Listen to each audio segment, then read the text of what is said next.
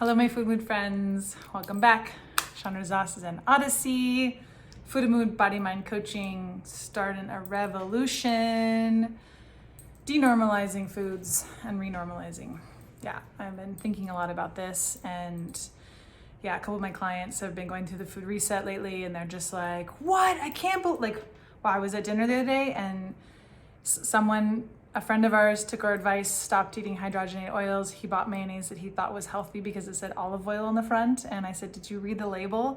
And we turned it over, and like the second ingredient was canola oil. Marketers are very tricky. Reading labels is very important. But that's not why I'm here today. Or I wanted to, in this video, just starting, actually, it will connect. That piece of information will actually connect to what I'm going to talk about today. So what I want to talk about today is how to invest in real health, in real beauty. Like, what does it mean to actually invest and really be beautiful? And so I want to talk about that today. Welcome. Here is your hostess and coach, Chandra Zas, helping people make food and mood changes doable without missing out. Go ahead. High five that like button, subscribe and share while you're there. Because this is a little bit of a vulnerable topic for me to talk about, honestly, because I do not really think about myself as someone that's really beautiful. Probably a part of it is because of my childhood.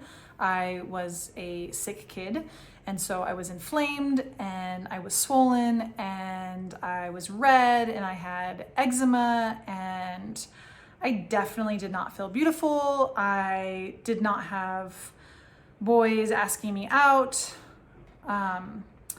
So I grew up feeling kind of ugly and definitely not very healthy or well or vibrant. And so what's interesting to me is over the last year or so, I've gotten several comments about my beauty. One came from my marketer, someone who was helping with my marketing, and they were like, yeah, I mean, you're so great at making videos and you're so beautiful. And it was so interesting to hear her just like assume those as if those were facts. I was like, oh, that's weird.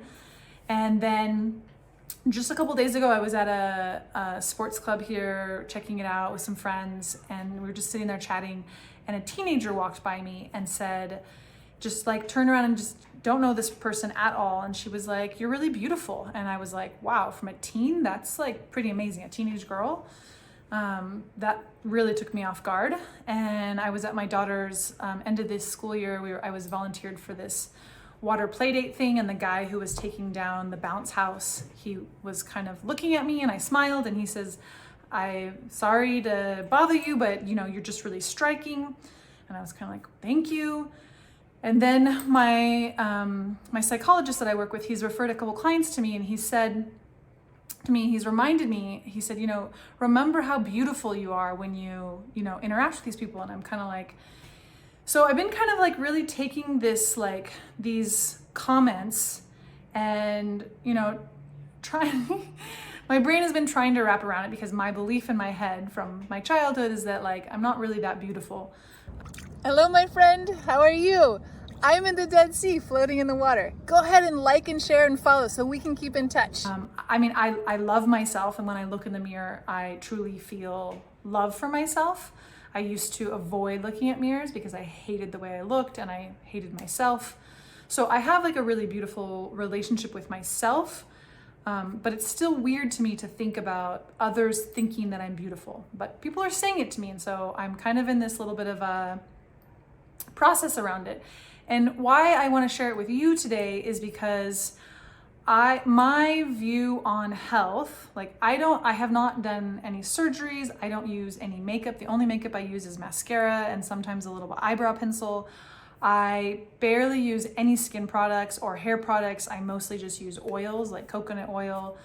I really do not invest in the external part of my health very much. I don't do very much. I get a haircut once a year. I actually just got one. I really don't do a lot to invest externally, but where I have heavily invested is internally. And part of that came from being in my 20s and really seeing healthy people and asking them what they were doing and seeing the pattern of Drinking enough water is huge for our skin.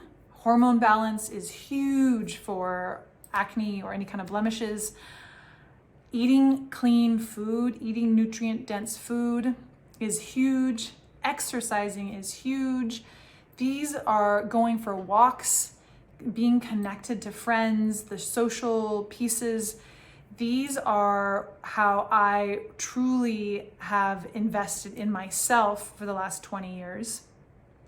Learning to use my mind, going to do vipassanas, going to do sesshin, sitting for long periods, learning how to feel my feelings. I lived at Esalen for 5 years, except for the summers, and really studied myself, studied my emotions, studied my relationship to myself, my relationship to others. I watched other people's, the patterns that we all have, and really invested in my internal world, both my emotional world, my mental world. You know, sometimes I see people who, for lack of a better word, are like very ugly, and I don't mean that in a mean way, but I'll see them with these scowls on their face and this grayness and this heaviness. And for me, I feel this compassion in my heart, and I'm like, wow, they have a lot of pain that they are not processing, that they're sitting with, that they're not getting through, that it's sitting in their tissues. I like to call it issues in our tissues. And I see what happens when we don't invest in our internal world, whether that's food, emotions, mind, stress, lifestyle habits, social relationships. How are we in relationship with other people? Do we feel connected?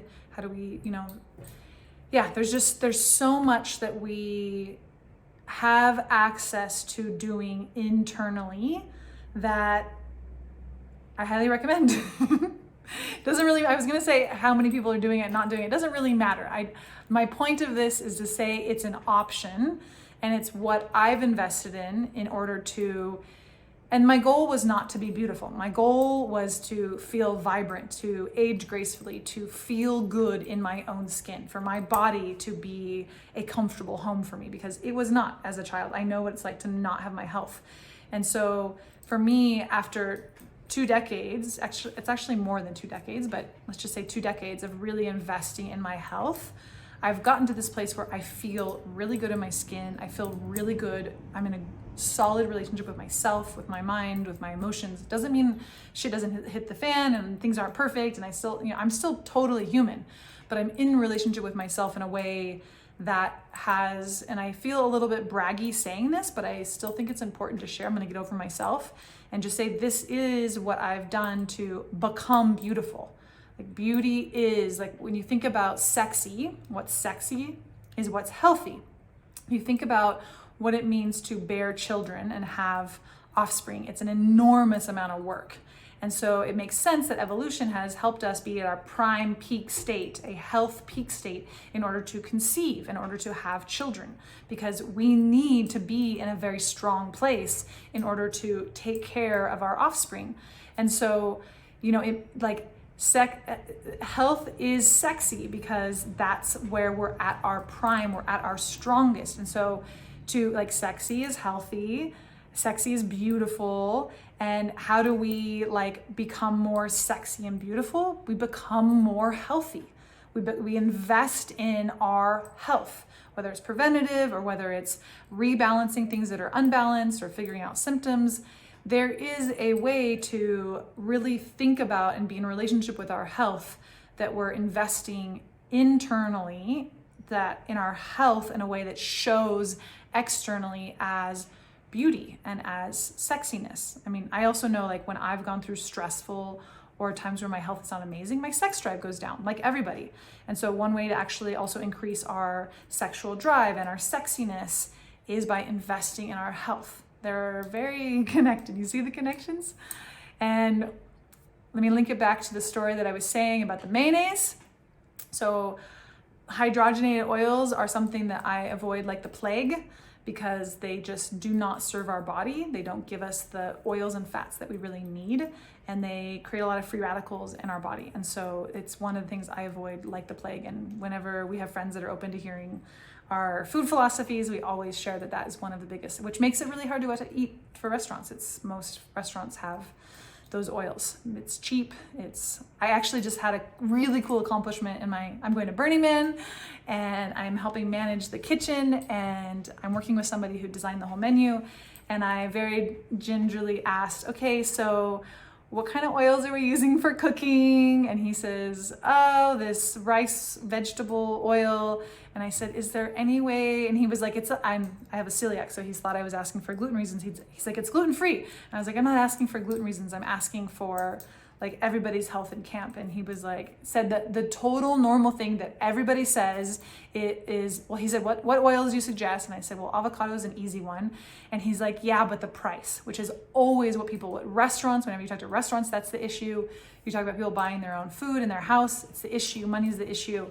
But what it costs all of us in our energy and in our health, for me, it's just a no-brainer. I would rather skip every time going out to eat because of the expense and buy good oils to have at home. It's just one of the most important things. So I skipped the mayonnaise that my friend had at the barbecue that had canola oil in it. And I really feel a lot better when I'm not eating any hydrogenated oils, which is not an easy task. I can walk you through it. I can help you learn labels. I can help you understand. It's mind-blowing to really think about what's in our food and what's going in our body and how we're affecting our beauty and our health. So yeah, if you want to, it could be a goal if you wanted to work on your beauty, that we could clean up your diet and focus on habits that really serve your health to get towards the goal of beauty. I'm not sure that how I like to really think about like how strong is your reason for wanting to change.